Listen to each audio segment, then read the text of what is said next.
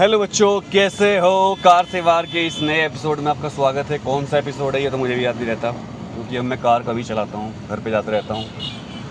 तो बच्चों, हाथ में चोट लगी है, इसलिए वीडियो तो लिख नहीं पा रहा हूँ कुछ भी, बट कोशिश कर रहा हूँ कि आपके लिए बोर्ड को 4 सीरीज़ कंटिन्यू करूँ। 1 शॉट चलेगा, टाइम कम बचा है। पहले सोचा था टॉपिक वाइज बनाऊँगा, पर अब 1 शॉट ही करना पड़ेगा। हाँ, तो आज के जो एपिसोड है उसमें बात करेंगे सीबीएसई की कुछ ऐसी खबरें जो आपके लिए जानना बहुत ज़रूरी है। और अगर आपने खबरें नहीं जानी, मतलब नहीं पहचानी, तो आपको दिक्कत होगी, नुकसान होगा। और मैं नहीं चाहता कि आपको नुकसान हो, मेरे भाइयों को भी नुकसान हो, बहनों को भी। सो पहली खबर ये है कि सीबीएसई ज़ोर शोर से तैयारी कर रही है आपके फर्स्ट टर्म एग्ज़ाम लेने की, और आपको भी अपनी तैयारी ज़ोर शोर से कर देनी चाहिए। क्योंकि देखो, अगर सीबीएसई ज़ोर शोर से करेगी और आप नहीं करोगे, माइक उल्टा लगाओ, तो भाई आपको दिक्कत होगी। और अगर आप सोच रहे हो कि पेपर कैंसिल हो जाएंगे, बिल्कुल नहीं होंगे। इस बार पेपर कैंसिल नहीं होंगे। हालांकि अगर कोरोना केस बढ़ते हैं तो मैं आज भी आपसे सर्वे किया था कम्युनिटी टैब पर, अगर आपने वोट नहीं की तो कर देना। मैंने पूछा था क्या फर्स्ट टर्म ऑनलाइन होने चाहिए क्या, लेकिन काफ़ी बड़ी संख्या में बच्चे कह रहे हैं ऑफलाइन होने चाहिए। हालांकि ज़्यादा ऑनलाइन वालों की संख्या है, तो उस पर वोट करें जो भी आपका थॉट हो। अभी तो कोरोना केस नहीं है दोस्तों, अभी डेंगू है। डेंगू उतना ज़्यादा फैलने वाली हमारी नहीं है कि सरकार हमारी बात सुनेगी। और डेंगू के केस उतने ज़्यादा नहीं है, डेंगू फैलता भी नहीं है तेज़ी से। डेंगू मच्छर से होता है, ऐसे नहीं फैलता कि एक को हुआ दूसरे को हो जाएगा, ऐसे नहीं होता। आप लोग सभी बच्चे ध्यान दें इस बात पर कि अगर एग्ज़ाम होते हैं तो पेपर थोड़े से रिलेटिवली टफ आएंगे इस बार, क्योंकि उसके 2-3 रीज़न है। बच्चे पूछते रहते हैं भैया आप टफ़ क्यों बोलते हो। पहला रीज़न, पेपर पहली बार एमसीक्यू हो रहा है, जो कि आपके लिए फैमिलियर नहीं होगा पूरा सिस्टम, ओएमआर शीट पे आंसर भरना। जो बच्चे ऑलरेडी ओलंपियाड वगैरह कर रहे हैं उनको तो दिक्कत नहीं होगी ज़्यादा, बट जो बच्चे नहीं करते, जिनको कोई कंपटीशन का एक्सपीरियंस नहीं है देने का, तो उनको काफ़ी दिक्कत होगी। नंबर 2, चूँकि पेपर एमसीक्यू आएगा, असर्शन रीजन क्वेश्चन भी आएंगे, केस बेस्ड भी आएंगे, तो इसमें क्या होता है कि अगर सही हुआ तो पूरे नंबर, गलत हुआ तो पूरे नंबर साफ। थ्योरी में क्या होता है लिखने वाले में, कि अगर भाई मान लो आपको क्वेश्चन नहीं आता और उसमें क्वेश्चन में आपको थोड़ी बहुत बात आती है और आपने एक पैराग्राफ लिख दिया, एक फॉर्मूला लिख दिया, तो टीचर आपको सोचता है 1 नंबर दे दूँ। बच्चे ने लिखा तो है, इंक तो खर्च करिए। जैसे हमारे एक सर थे, वो लिखते थे इंक तो खर्च करी बच्चे ने, नंबर तो दूंगा चाहे गलत भी आंसर हो, इंक तो खर्च करी ना उसने। तो अब वो मामला नहीं रहेगा।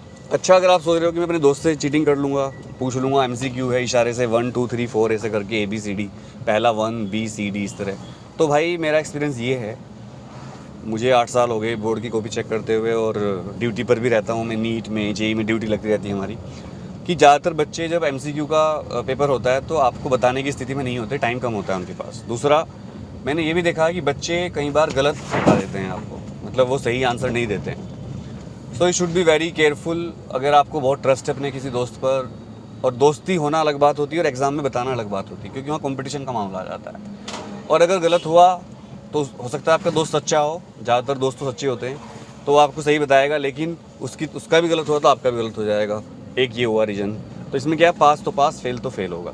तीसरा रीज़न, अगर मान लेते हैं पेपर होते हैं ऑफलाइन, तो चूँकि आप काफ़ी टाइम से घर पर हो, आप स्कूल नहीं जा रहे हो, तो ऐसा होता है जब हम कोई काम छोड़ देते हैं बीच में, तो वो काम करने में, दोबारा शुरू करने में बड़ा हमें दिक्कत होती है, इनर्शिया आ जाता है हमारे अंदर। जैसे आप 2-3 दिन स्कूल नहीं जाते, आपको याद होगा पहले तो आपको, जब आप 3-4 दिन बाद स्कूल जाते थे तो बड़ा अजीब सा लगता था, यार कितना होमवर्क हो गया होगा, क्या हो गया होगा, क्या क्या हुआ, ऐसा लगता है सब कुछ बदल गया। और अब तो भाई 2 साल हो गए स्कूल जाए हुए, तो बहुत दिक्कत आएगी। हालांकि फर्स्ट टर्म एग्ज़ाम तो होम सेंटर भी होंगे जहाँ तक मुझे लगता है, और स्कूल के टीचर आपके होंगे, बट चूँकि सुपरवाइज़र भी आएंगे सीबीएसई से, तो वहाँ पर बहुत ज़्यादा हेल्प आपकी नहीं हो पाएगी। तो इस सब कारणों से मैं कह रहा हूँ कि पेपर आपका टफ आएगा। दूसरा सबसे बड़ा रीज़न, जो नेशनल एजुकेशन पॉलिसी है वो ऑलरेडी पेपर को कॉम्पिटिटिव लेवल पे ला रही है। सरकार असल में जो बड़े बड़े कोचिंग चल रहे हैं इनको डीमोटिवेट करना चाहती है। सरकार चाहती है कि 12वीं का ही पेपर इतना स्टैंडर्ड हो कि उसी के बेस पर आपका नीट में, जेई में एडमिशन हो जाए, क्योंकि कई सारे स्टेट लोग विरोध कर रहे हैं इन सब चीज़ों का कि पेपर ऑनलाइन होना चाहिए, ऑफलाइन होना, नीट नहीं होने चाहिए। तो प्लीज़ अपनी तैयारी रखिए। अब नेक्स्ट मुद्दा आता है फ़ीस का, कि फ़ीस जो है माफ़ होनी चाहिए। ऑलरेडी सरकार ने कोरोना के बच्चों की, जिनके माँ बाप की डेथ हुई है किसी एक की भी, तो उनकी फ़ीस तो माफ़ कर दी है, लेकिन अब डिमांड ये उठ रही है कि सबकी फ़ीस माफ़ करी जाए। तो आप लोग क्या कहते हैं इस बारे में। कई पेरेंट एसोसिएशन भी इस बात की डिमांड कर रही हैं। हालांकि मैंने देखा पेरेंट एसोसिएशन ज़्यादातर जो होती हैं वो पॉलिटिकली इन चीज़ों को उठाती हैं चर्चा में आने के लिए। सीरियसली काम नहीं हो रहा है धरातल पर। क्योंकि मैंने देखा है जितने भी इस तरह के काम हुए हैं उनमें जो पेरेंट एसोसिएशंस हैं वो फेल ही हुई हैं, चाहे वो फीस का मुद्दा हो या स्कूल का शोषण रुकवाना हो, वो फेल हुई हैं। तो उसका रीज़न क्या है भगवान जाने, बट ऐसा लगता है कि दिखाने के लिए काम होते हैं, धरातल पर नहीं होते। अगर मैं फावला उठा के मिट्टी खोदूंगा तो मिट्टी खुदेगी, ऐसा नहीं होगा फावला चल रहा है मिट्टी ना खुदे। ऐसा तब होगा जब मैं एक्टिंग कर रहा हूँ उसकी, है ना।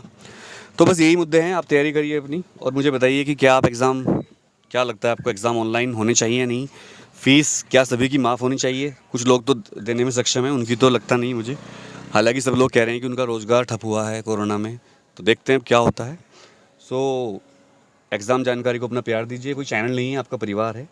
लव यू ऑल, जय हिंद, थैंक यू।